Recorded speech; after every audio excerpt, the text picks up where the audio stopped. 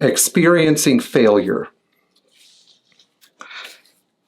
I have been thinking a lot lately about what it means in this business to experience failure, what the experience of something not going right is. And so this is sort of like a timeline, if you will, of how I've dealt with failure and some of the lessons that I've had to learn, because if you guys are working on your own cars, maybe there's some wisdom in my own struggle. So from the perspective of many outsiders, I am a perfectionist. And it's funny because perfectionism doesn't translate to everything for me. It really only translates to the work that I do. It doesn't translate to my house, my clothes, my appearance. You know, I've kind of robbed the perfection out of those things and concentrated it all into the final product of the cars that I work on. It's funny because it doesn't even make it into my own cars, because you could say that I suffer from the same level of burnout that most perfectionists do. And when you're a perfectionist, you just don't, if everything's not perfect, then you don't take it very well. And so one of the things that I've learned is that when you struggle for 10 hours in one job in a car, which is very common, or when you struggle for, months to get all the items in a car complete, there are going to be three things that are almost always going to happen when you deliver the car back to the customer. The first one is that the customer is going to inevitably find something to complain about. They always do. If you're my customer, there's always going to be something in the car that's not good enough. And I have to remind them it's an old car and it's still not good enough. They're still disappointed because people have, it's funny because when I get disappointed over a failure with the end product of something, customers get disappointed when they perceive that there's a permanent deficiency in their car. And of course, they're not going to let me, forget about it. And so I know this sounds kind of mean of me to say, but that's probably the part of the business that I really have the hardest time with, like keeping people's expectations realistic, because nobody has realistic expectations. And unfortunately, trying to tame people's expectations, like you'd be better off getting them to release the Epstein files, guys. It would just be that much easier, because people's expectations are like concrete, and the more money they have to pay for a repair, the more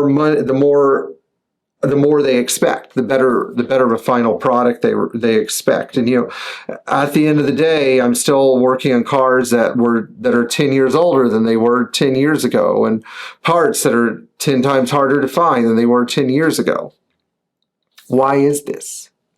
Why is it? Why are people's expectations so difficult?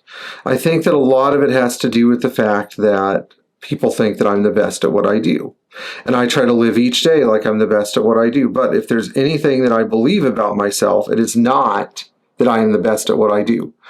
I believe I try very hard. I put the most effort I can. I believe that I do everything I can to solve every single issue on every car. And I also believe that I'm always going to stand behind my work. But there are some problems with those beliefs. When you add all three of them up, it doesn't equal you being the best. It might equal you being the hardest working or the most resilient, but it doesn't mean that you're the best and therefore your finished product is going to be the best. Because there are other deficiencies I have. My facility is deficient in some ways. It's small. Fine, I'm happy with it, but it's small.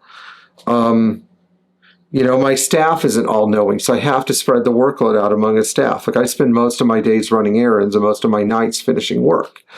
And a lot of the work I finish isn't heavy lifting work. It's like, adjust this, tune that, verify this is working right. But all this culminates in the way that I experience failure. And so I want to know if some of you feel this way when you finish a repair on your own car and things don't go as you hope. The first one is this, like I struggle because if I do everything I can on a car, and then at the end of the day, the customer doesn't understand the work I did and they point out one thing that's deficient, even if it's a secondary item, I internalize it and I end up feeling like garbage. Why do I feel that way? I feel that way because there's a human tendency where somebody can do 10 things right, but they could do one thing's wrong. And as human beings, because we're so effing negative, we're such, unless you're like my buddy Lars, you're so damn negative all the time that you only focus on, maybe like my buddy Joe Morgan too. Joe Morgan's good about this. He focuses on the positive, but you only focus on the one deficiency. I'm going to use a soccer analogy, okay? Soccer analogy. A few weeks ago, you know, I was just playing pickup soccer with my friends. I made 5 good tackles because I'm a defender. I made 4 progressive weighted passes, and I made 1 goal line clearance. And I screwed up because I let one stupid ball through that bounced over my leg, and that was what everybody I played with focused on for the rest of the game. I literally felt like Gabriel Jesus missing that penalty for Arsenal at the end of the Champions League final. I was like, this sucks. So how did I get this way? That's a question I always ask myself. How did I get this way? You know, maybe I need professional help figuring this out. Why is it that I buy into this model of if I make one mistake, you know, if the AC is not 7 or 8 degrees colder than it is in the actual car, if the car has like an occasional rough hot start, why is it? Well, maybe it's because I'm empathetic and I feel the customer's pain and frustration. I want to do something about it. Because some people have the uncanny ability when they're called by a customer who's having a problem with the car. You know, I always envy my friend Jamie about this because Jamie is such thick skin. He goes, it's an old car, get over it. It's going to leak. It's going to have some quirks. You're just going to have to learn them and figure them out. Is it because sometimes I feel my customers aren't smart enough to figure out the quirks? Is it because I struggle with this idea that every time the car acts up and does its thing, it's not going to, it's not necessarily going to get any better, and the customer's just going to hate the car more and more and lose interest in it. I mean, this is a real problem, right? Because people lose interest in things so fast. And I think that that might be a primary driver of my sentiment. You want to know the only cars people are interested in? They're the ones that have been in the family or the cars that they've owned for years. Those are the only cars they really care about. If you have a car for 10 years, you're pretty much there. You're like 80% of the way there. If you have the car for 20 years, it's probably going to stay with you till you can't drive anymore or until you're dead. If you have a car for 30 years, you're keeping it till you're dead. And I see this a lot with, I feel like if people experience a deficiency, the first thing they're going to do is they're going to blame me. They're going to lose interest in the car. They're going to nullify all of our hard work and effort. And at this point in my life, because I have small children, I'm not saying that I'm never going to want to work more, but right now I want to work less so I could spend time with those small children. And I think that when there's a deficiency in a car, because my customers sometimes expect me to fly to other states or do hours of warranty work plus shipping the car and pay out of pocket. It's like they all support me being a father, running my own business until there's a mistake that has to be corrected. Then, oh no, you need to fix this mistake. Or maybe that's the way I perceive it. Maybe I'm over-perceiving it. But they're perfectly happy to take money and time out of my pocket, even though they have a 50-year-old car, even though they know that I've already put 10 or 15 hours into solving some of the problems that I've solved.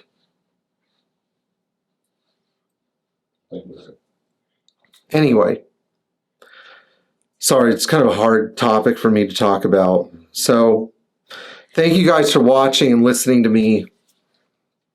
The more I've learned about human nature, it's just Like it feels harder and harder to deal with. And I think this is why some people, I'm not saying I would ever do this because I have no incentive to, but I understand now why some people choose to do things like use drugs or abuse substances or steal cars and get chased by the police till they go to jail or even take their own life. Because as you get older and you learn more and more and more about human nature and the expectations of people, people don't have to say anything. You can read their expectations without them opening their mouth. And sometimes those expectations are just crushing. And I have to deflect that every day. I have to say, I'm not going to let it get to me, you know? Anyway, all right, guys, don't let the experience of failure ruin your experience of working on your classic Mercedes. We'll see you in the next video.